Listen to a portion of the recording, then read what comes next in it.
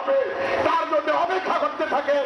PR পদ্ধতিতে জাতীয় নির্বাচন, জুলাই সনদের আইনি ভিত্তি সহ বেশ কিছু ইস্যুতে রাজধানীর জুরাইনে ইসলামী আন্দোলনের গণসমাবেশ। এতে অংশ নেন জামাত ইসলামী সহ বিভিন্ন দলের নেতারা।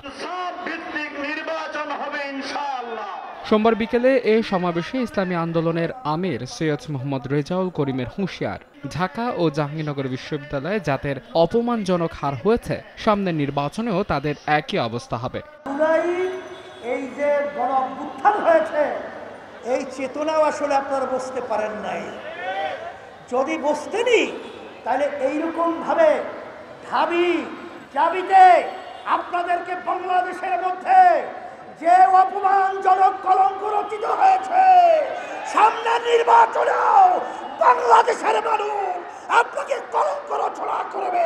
জামাতের সেক্রেটারি জেনারেল মিয়া গোলাম পরোয়ার বলেন, একটি দল ছাড়া ৭০ ভাগের বেশি মানুষ পিআরের পক্ষে। ৫ দফা দাবি আদায় না হওয়া পর্যন্ত রাজপথে থাকার ঘোষণা দেন তিনি। পার্লামেন্টের প্রস্তাবিত আপার হাউস, লোয়ার হাউস দুই জায়গাতে পিআর মানতে হবে। দেশের বেশিরভাগ জনগণ পিআর মানে, অথচ একটা দল বলছে কেউ মানে না। বিভিন্ন সংস্থা সার্ভে করেছে, ৭০ ভাগের বেশি জনগণ পিআরের পক্ষে আছে। দাবি আদায় না হওয়া পর্যন্ত আমাদের রাজপথের আন্দোলন অব্যাহত থাকবে।